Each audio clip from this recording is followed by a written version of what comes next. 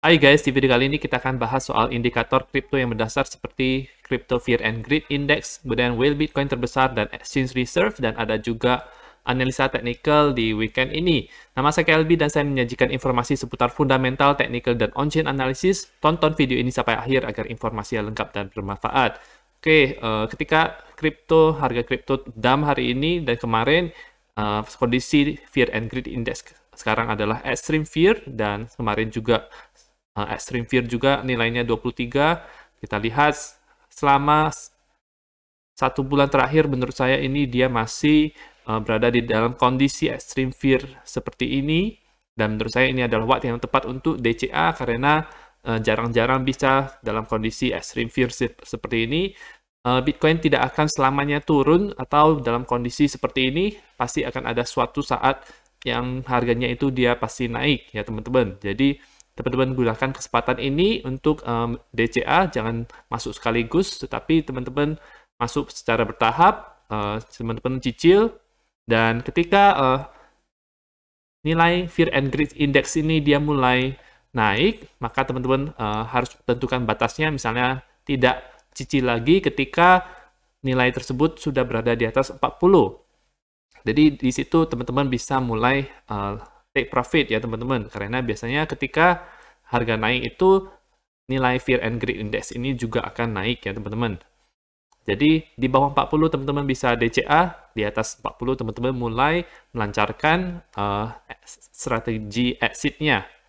Oke, nah itu untuk Crypto and Fear and Greed Index-nya. Sekarang kita akan lihat technical analysis harga Bitcoin, di mana 2 hari lalu terjadi dump yang sangat besar, kemudian kemarin juga sama dump sampai ke harga 35 ribuan.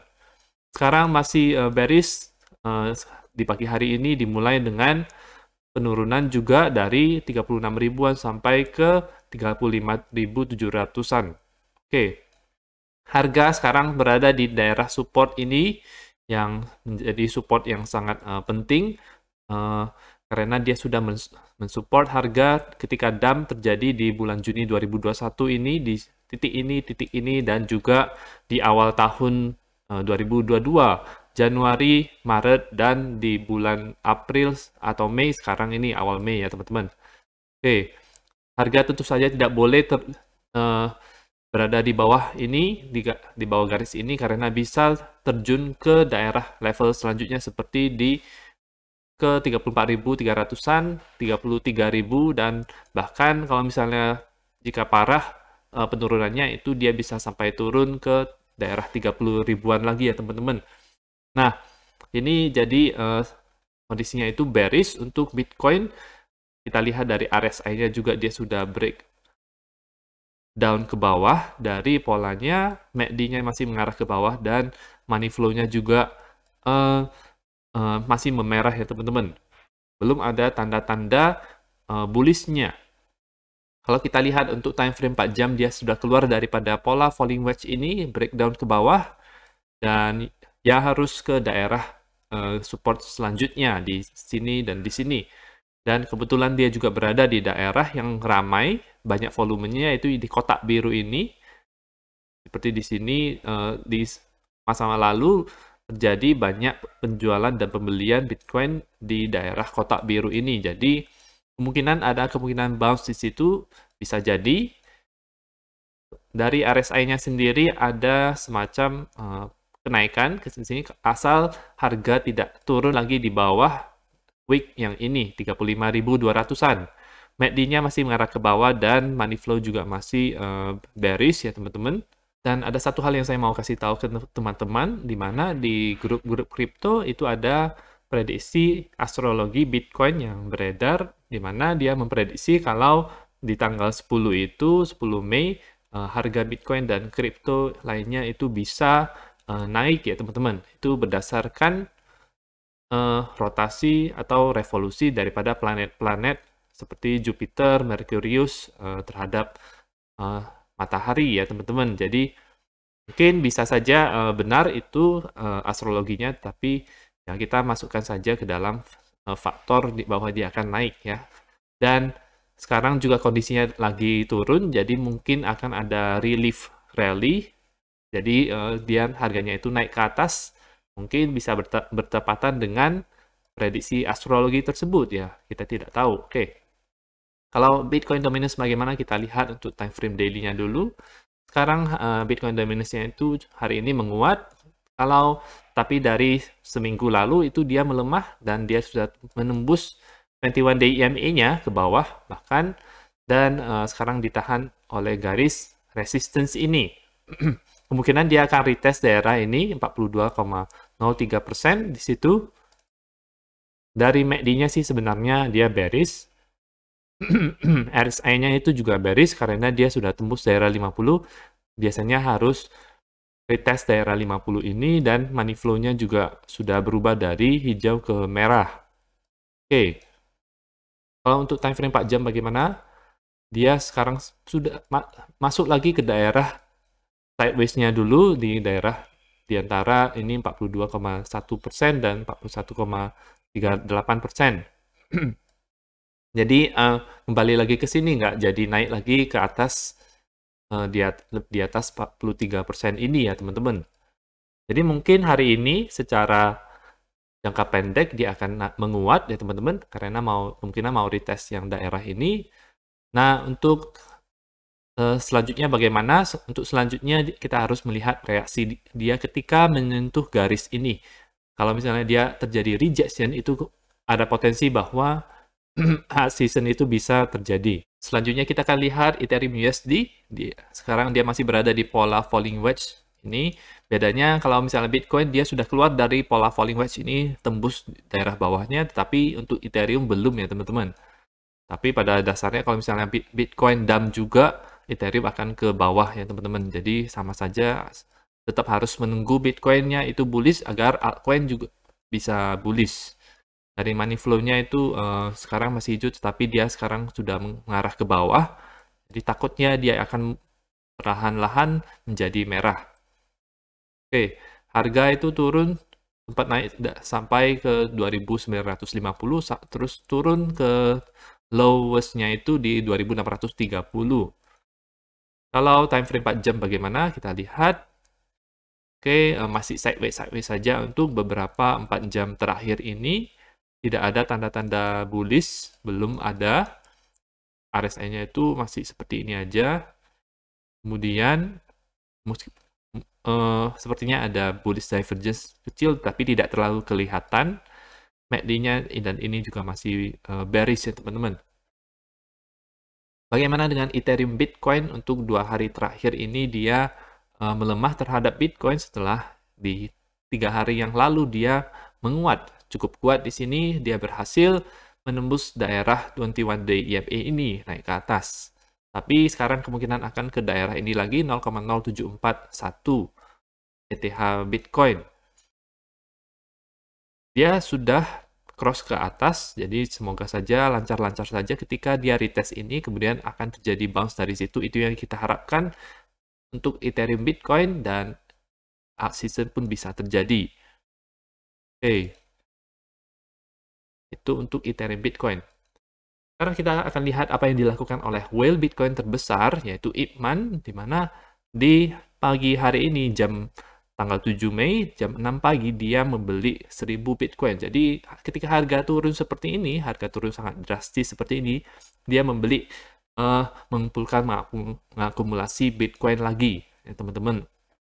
Dan inilah yang dilakukan oleh whale kebanyakan ketika harga naik maka mereka akan menjualnya, dan ketika harga turun maka mereka akan membelinya seperti ini ya, dimana tujuan akhirnya adalah mereka mendapatkan lebih banyak lagi Bitcoin ya teman-teman. Dan ini bisa kita gunakan strateginya, kita ikutin apa yang whale lakukan sehingga kita juga bisa profit dari situ teman-teman. Oke. Dan yang pasti mereka melakukan ini mereka tidak menjual semua Bitcoin-nya. Kalau Ip Man ini dia punya 126.000 Bitcoin, tapi dia keluarkan 1.500, itu berarti sebesar 1% daripada total Bitcoin yang dia miliki. 1% dia keluarkan, kemudian dia beli lagi, dan Bitcoin-nya itu bertambah banyak ya pada akhirnya. Itu yang kita bisa pelajari dari whale Bitcoin ini. Kalau kita lihat untuk on-chain analysis sederhana yaitu exchange reserve yang menjelaskan, yang menggambarkan jumlah Bitcoin yang ada di exchange. Untuk sekarang ini dia masih berada dalam downtrend, jadi sebenarnya ini bullish untuk Bitcoin sendiri karena ketika Bitcoin itu ditarik dari exchange maka selling pressure-nya itu akan berkurang banyak, meskipun sekarang kondisi sekarang ini itu karena tidak terlalu hype, tidak terlalu positif sentimennya sehingga volume perdagangan itu kecil, jadi harga itu mudah untuk dimanipulasi ke bawah. Jadi sejumlah Bitcoin yang jumlahnya sedikit itu bisa membuat harga itu menjadi turun karena tidak ada pembelian seperti retail yang mereka belinya itu menggunakan market taking gitu, jadi langsung naik.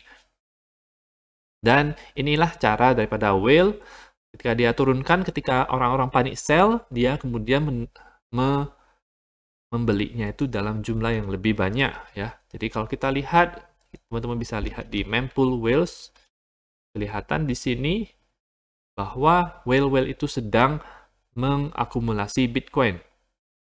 Oke, kalau misalnya dia mengirimkan Bitcoin itu kepada exchange, maka itu berarti kemungkinan besar dia akan menjualnya. Dan nah, seperti ini contohnya ketika 401 Bitcoin akan ditransfer dari Coinbase ke unknown address. Tidak, jadi mau disimpan. Jadi dia sudah beli 400 Bitcoin lebih dari Coinbase, disimpan. Ini juga sama, 400. Saya akan cari dulu. Nah, ini dia mau jual. Oke. Ini kebetulan datanya cukup banyak untuk yang 401. Ini berarti dia mau simpan 1000 Bitcoin, kemudian ini kurang tahu karena dia antar exchange. Ini whale Binance, dia baru saja membeli 1055 Bitcoin dari sini. Ini juga 390 Bitcoin, 374, dan saya akan nyari yang agak besar karena kemarin ada yang di atas ribuan. Nah, seperti ini. Jadi 4.700 Bitcoin akan ditransfer dari Coinbase ke wallet pribadi. Jadi inilah kerjaan whale sekarang ini, mengakumulasi sebanyak mungkin Bitcoin. Kalau ini 1000 Bitcoin dari Sapo ke Binance, Sapo itu semacam bank Bitcoin, jadi Bitcoinnya bisa berbunga, itu berarti dia akan menjualnya. Kalau ini antara exchange tidak diketahui bagaimana, jadi seperti itu. Kalau kita lihat untuk beberapa hari terakhir, 3 hari terakhir itu di tanggal 3 Mei itu sampai ke 4 Mei sampai 5 Mei ada peningkatan. Jadi whale ini lagi banyak naruh Bitcoinnya di exchange-nya. Ya, jadi kenapa harga itu jadi turun dari tanggal 4 Mei kemarin. Tetapi mulai dari 15 sampai 6 Mei, dan menurut saya hari ini juga, Bitcoin exchange reserve-nya itu akan menurun lagi ya teman-teman. Dan itu menurut saya bullish secara jangka panjangnya. Jadi itu saja analisa untuk hari ini. Semoga teman-teman bisa memanfaatkan kesempatan ketika harga rendah, teman-teman bisa DCA beli lebih banyak Bitcoin lagi. Jadi karena ketika harga rendah itu potensi dia untuk naik itu lebih tinggi daripada potensi dia untuk turun lagi. Meskipun kalau dari technical analysis masih ada kemungkinan untuk turun, tetapi kalau teman-teman melakukan DCA itu akan lebih aman karena nanti harga rata-rata teman-teman itu tidak akan terlalu tinggi dan bisa lebih cepat profitnya. Nah, terima kasih sudah menonton video ini. Dukung channel saya dengan mengklik like dan subscribe dan nantikan video saya selanjutnya.